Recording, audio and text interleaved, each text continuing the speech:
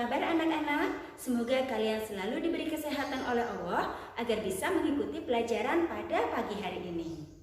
Sebelum kita memulai pelajarannya, marilah kita berdoa terlebih dahulu menurut keyakinan masing-masing. Berdoa dimulai. Doa selesai. Mungkin kita pernah berpikir, mengapa bangsa Eropa datang ke Indonesia? Rupanya, kedatangan bangsa Eropa ke Indonesia akibat adanya penjelajahan samudra. Apa saja sih faktor-faktor yang melatar belakangi adanya penjelajahan samudra? Yuk kita lihat bersama-sama. Faktor yang pertama, karena adanya imperialisme. Imperialisme berasal dari kata imperium yang berarti memerintah. Imperialisme bertujuan untuk menguasai suatu daerah untuk mengambil keuntungan, kekayaan dari daerah yang dikuasainya tersebut. Imperialisme dibagi menjadi dua, yaitu imperialisme kuno dan imperialisme modern. Yang membedakan kedua imperialisme tersebut adalah tujuannya. Tujuan imperialisme kuno adalah 3G, gold yang artinya kekayaan, glory yang artinya kejayaan, gospel yang artinya menyebarkan agama Nasrani. Tujuan imperialisme modern adalah mencari daerah pemasaran hasil industri.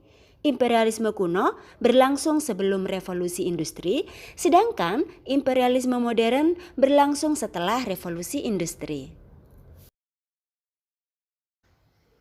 Faktor yang kedua adalah semangat reconquista. Semangat reconquista merupakan semangat untuk membalas dendam terhadap kekuasaan Islam dimanapun mereka berada.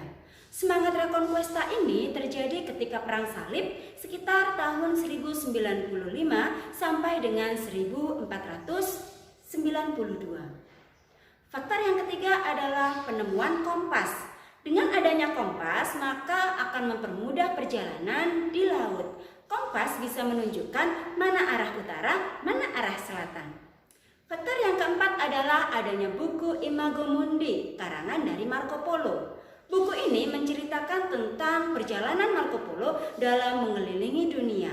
Di dalam buku tersebut dikisahkan tentang kekayaan negara-negara timur seperti Asia, Cina, dan juga Nusantara loh. Faktor yang kelima adalah pembuktian bahwa bumi itu bulat yang diambil dari teori Kopernikus. Dan faktor yang keenam adalah faktor yang paling penting, yaitu ditutupnya kota dagang Konstantinopel.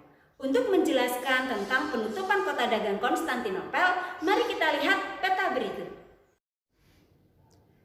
Jalur Sutra adalah jalur perdagangan yang menghubungkan daratan Eropa dan Asia. Titik pusat perdagangan itu ada di kota Konstantinopel, Turki. Komoditas utama yang diperdagangkan dari Eropa ada pelana, senjata, baju zirah, dan lain sebagainya. Sedangkan komoditas dari Asia berupa sutra, keramik, dan rempah-rempah. Ketika Perang Salib berkecamuk, Konstantinopel berhasil dikuasai oleh Turki Ottoman di bawah komando Sultan Mehmed II yang mengakibatkan para pedagang dari Eropa tidak bisa lagi berdagang dan mencari kebutuhan di Konstantinopel.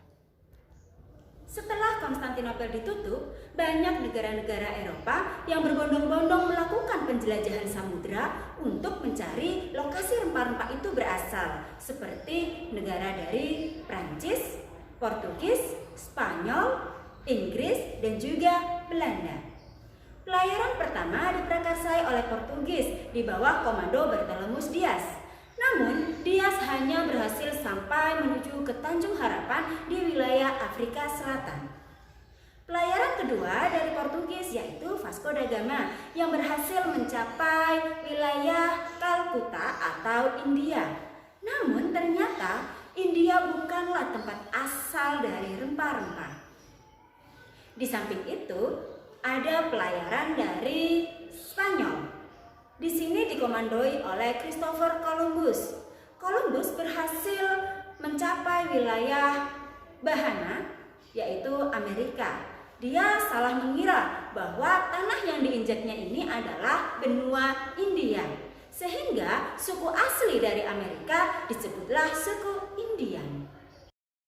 Karena ada dua negara yang bersitegang tentang perebutan jalur pelayaran dan juga penguasaan tanah-tanah baru, maka Paus Alexander VI memprakarsai sebuah perjanjian yang disebut dengan Perjanjian Tordesillas. Isi dari Perjanjian Tordesillas adalah Spanyol memiliki hak perdagangan dan pelayaran di arah barat, sementara Portugis di arah timur. Namun, karena adanya pertemuan tidak sengaja antara Portugis dan Spanyol di Maluku, maka dilakukan perundingan lanjutan yaitu Saragossa. Isi Perjanjian Saragossa tetap membagi wilayah dunia di luar Eropa untuk Spanyol dan Portugis. Dari Meksiko ke arah barat hingga ke Kepulauan Filipina menjadi milik Spanyol.